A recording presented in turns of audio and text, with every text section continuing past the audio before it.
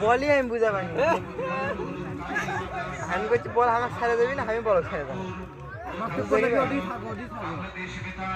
আমি উঠতে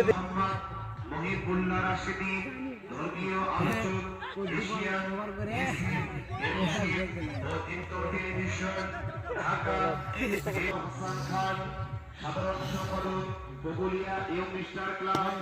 মহিলাদের জন্য বর্তার সঙ্গীত আয়োজনে বগুলিয়া গ্রামবাসী সতেরোতম অধিবেশন বগুলিয়া ইয়ং স্টার ক্লাবের উদ্যোগী